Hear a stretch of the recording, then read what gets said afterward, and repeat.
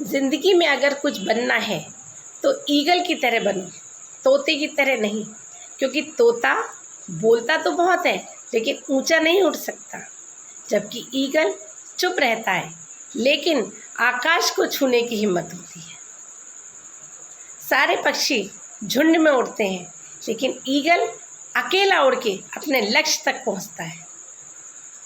Eagle की एक खास बात होती है, वो अपने घोंसले में नरम घास को हटा देता है जिससे कि उसके बच्चे उड़ने की तैयारी जल्द करें।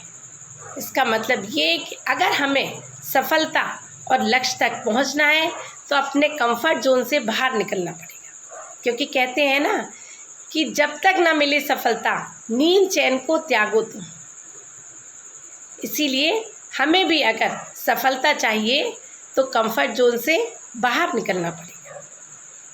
ईगल की एक खासियत होती है कि जब तक वो अपने शिकार को प्राप्त नहीं कर लेता, जब तक उसे शिकार मिल नहीं जाता, चाहे कितनी भी बाधाएं आ जाए, वो ध्यान नहीं हटाता।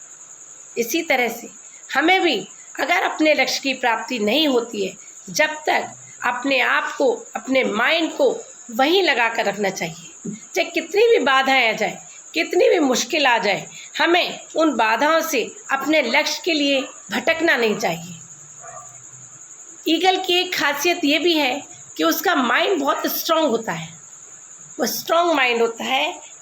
जैसे कि अगर बहुत तेज़ तूफान आता है तो ईगल तूफान में तूफानी हवा का सहारा लेकर भी ऊपर उड़ने की ताकत रखता है, जबकि बाकी के पक्षी जो होते हैं वो तेज़ हवा और तूफान आने में पेड़ों में छुप जाते हैं।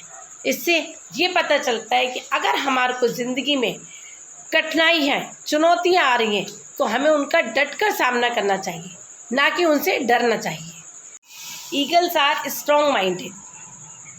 वह ऊंचा उड़ने के लिए तूफानी हवाओं का सहारा लेता है, जबकि तूफान आने पर बाकी के पक्षी पेड़ों पर छुप जाते हैं।